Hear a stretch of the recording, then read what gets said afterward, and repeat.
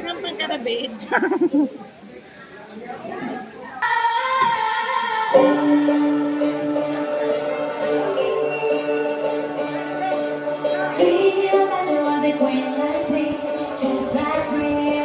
Like me, straight again, or in between, in between, in between.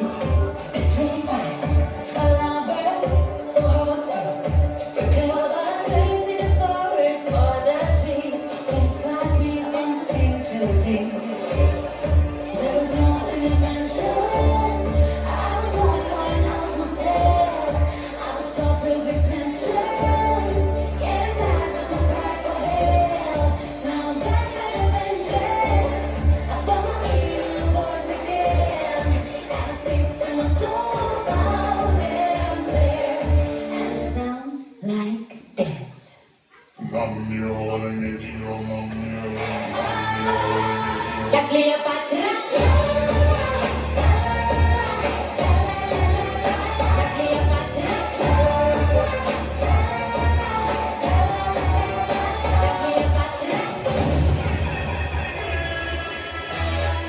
I go by the name of CL21. It's been a long time coming, but we're here now. Oh, we about to set the roof on fire, baby. You better get yours, 'cause I'm getting mine.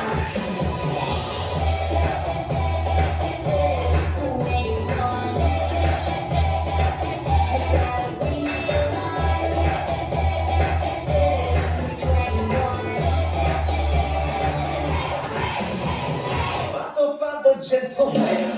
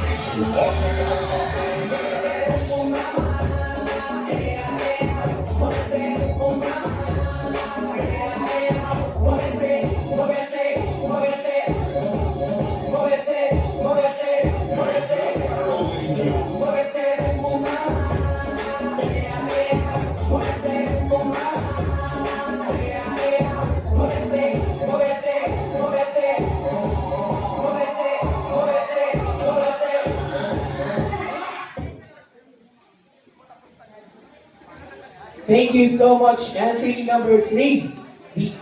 Oh, I'm sorry.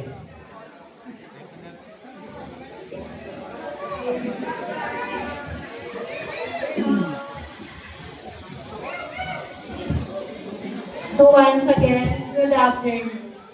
So as we enjoy our summer team building, Maraming sa atin ang hindi nakakaalam ang puso at pinagmula ng Better Hope. Marami sa atin ang nagtatrabaho, pumapasok araw-araw at nagbibigay ng effort. Pero ni minsan, hindi natin natatanong, paano nga ba nagsimula ang lahat? And finally, today, malalaman na natin. So before we end our presentation, please take a moment to watch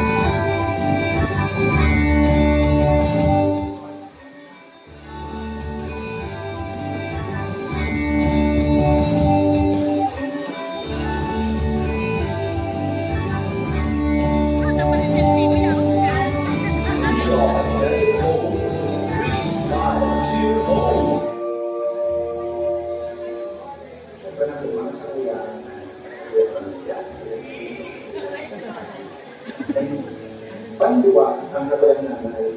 Si nanay kaya mahilig siya mahilig siya magpunta ng gamit sa loob ng araw na dawang namin. Minsan, medyo kapos kang mga pakang na ito o dati kapos mga makikita ito. Si nanay, prosegido siya kayo magpunta ng gamit sa loob ng araw. Dahil umakong siyang maray, bago sa pagmalit niya na may mga appliances sa loob ng araw, may mga gamit magbaga. Kaya ito pala aning para ito, miski kulang pang pambayan sa mga utang kayo. Sinabi, maging siyang paali na may may makakalangin ng gamit sila ng hawin. Kaya sa mga siya nag-inspire sa kuya, yung pagtulong na nag-inspire sa kuya, siyempre sa kuya yung mga customer, nakulong kaya akong mga lalo dumaan kang nagpupuntuong pala ng kayo. Nakulong yung mga kapitbahay ko ito na muyang manindang magkaitong namin sa laban ng kasama lang, medyo tapos man sa kwarta, kaya naisipan ko kayo mga paguludan. Nadawak, bawal niya sana magkakaitwa na rin gamit sa laban ng kaya ko si mga katarawin na ito naman, o map na maray sa kuya kasi nagkaiko sila ng pilipan, nagkaiko sila ng mga pagkuha, nagkaiko sila ng mga naaga na bago, kaya mga kaldero, rumaw sila magkakaito kasi nagkaiko sila gamit sa laban ng na ang hulog, barya-barya lang, minsan ang hulog 20, ang hulog 10, ang hulog 30, nakakompleto sila gamit sa loob ng araw. And ang tagline ko kang Better Homes, bringing smile to your home, kasi lang time na kami ba ang nagsisingin sa customer o nag-deliver ng item, nahiling naman sa customer na pero sila nakangilit sila pag na-deliver kami ng item sa ila. Kasi bako man lang talagang item o bako man lang appliances ang deliver sa iba, kundi so kaugmaan, so pangharap nila kayo ito. Kaya sila nakangilit ka ng tayo ito. Kaya kami man maugmang na maray na nakapundar ng gamit sa mga customer sa hulugan o sa barya-barya sa sabi namin daan. Kaya kami paralos mangyari na nagkakaroon ng servisyo sa mga customer. Pagkatapos kami nagkakaroon ng 0% interest and no down payment. And may hasil na sa kami ang mga customer kasi kami nang ma-deliver, kami pa ang masinil. Kaya sa samoy mga customer dyan, relax lang kami rin. One time, nagdadala mo pala sa TV, tapos nagluwas pa nga na Better Life. Tapos lumakbo na lang para sa idea ka na Better Home, kaya nakuha si Better Home. And ang Better Home po, may iwas siyang po tayo. Ito kaya ang nagbuong para kayo mga business na ginagawa ito. Diyan ako nakuha na yung ito. Meaning, ang color blue, ibig sabihin po kaya is kapayapaan or peace, and ang red naman is love or pagkaano. Ang kulay blue, representation is ako ilang sa kapatid pamilya ito. Nguya pa po ang mga kong kapayapaan sa mga pamilya. And ang red naman is ako po naman na siya ang mag-umila sa buong pamilya. Kaya pamilya, nandito na padalas ni mag-aaral yan, kaya ako yung sasamuyan yung empleyado ng employees. Tututuloy ng sila pamilya, padalas ni sila, and kung ano man ang suporta minsan na kayo pamilya, diyan ko yung kumpanya na aalala. Kaya, mula ko ipapit sa samuyan yung mga better of family na ano man ang pagsubok na gagawin sa buhay na ang kumpanya nakaalala naman. Para sa kuya, ang mundo kaya ka rin panuling pagsubok. Pero para sa kuya, ang mga pagsubok na yan is oportunidad. Dahil kayo mag-iisip ng mga biggest challenge niya yan. Pag may mga pagsubok na nag-aaral sa kuya o sa kumpanya, tigiisip ko siya gano'n na marahil siyang oportunidad. Kasi bawat pagsubok na nag-aaral sa kuya, dahil ako nag-focus naman sa pagsubok, kung nag-focus ako naman sa mga learnings o mga lessons na nanunutan para kita mag-grow ka sa buhay. Kaya pag may mga pagsubok na nag-aaral sa buhay ka, harapon ta ng buong puso. Kasi dyan kita mag-grow, dyan kita makakaroon, dyan kita magiging matibay, dyan kita mas magiging matatag. Kaya kita magparis lang ng problema na yan. Dapat ang problema, oportunidad siya. Opportunity to learn. Kaya para sa kuya, mayroong challenge na yan. Tapos yan, good opportunity. Kasi dyan kita mag-grow, dyan kita makakaroon, mas katulad. Dyan kita mas magiging matibay. Siyempre, number one, sa kuyang pamilya, sa kuyang ako, sa pamangkin. Yung pangalawa, si Better Home Family, si mga empleyado ko ang Better Home na ako bilang sa business owner. Kuya ko gawin mahiling na okay ang sa kuyang mga empleyado. Nagawa ng aging crisis, ang aging pagkilos talaga ng mga kumpanya na medyo masakit talaga sa pinagyan ng mga kakawi. Pero padagos ni magputiraray ng Binibo ang pinaka-best ng company para sa mga empleyado. Nagpagpad ng tirar kami ng above minimum kasi nagkaraan sa sahod, above minimum pa kami lumang sa minimum na sahod. And pinadagos ni ng tiraray sa mga magagaya ng programa ng kumpanya. And pangtulong na nagmumotivate sa kuya, sa utang, si utang ang kumpanya. Utang ang kumpanya sa mga supplier, sa bangko. Pero sa nagmumotivate sa kuya, ang na kay kuhan na mabayadan si mga teams. Buhat ka talaga nga ba ito? Pag-aral kaya? Nag-aris sa crisis, nagdakong nag-aris sa utang, akitado din si kumpanya. Kaya, ano man ang pagkakautang na iyan, responsable man dirari na mga kumpanya na mabayaran ito. Dahil sa bangko siya sa mga suppliers. Yung walang iyan, alas na nag-motivate sa kuya. Kaya, ruan daw, laban lang, hindaran lang, trabaho lang, yun ang talaga yung kailangan.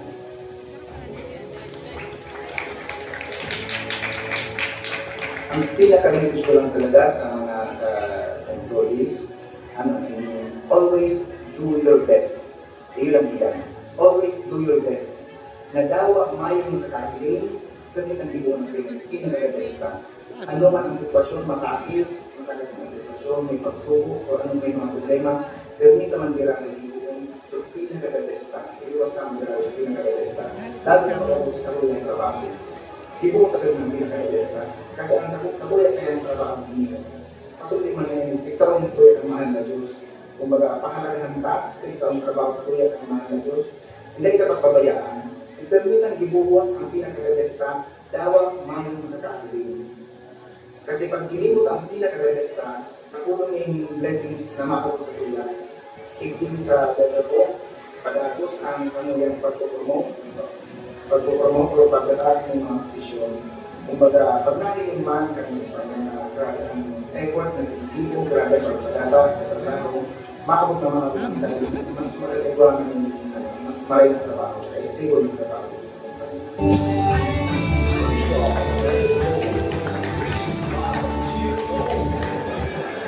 Bro, opportunity. Developer. So, transformative. Happiness.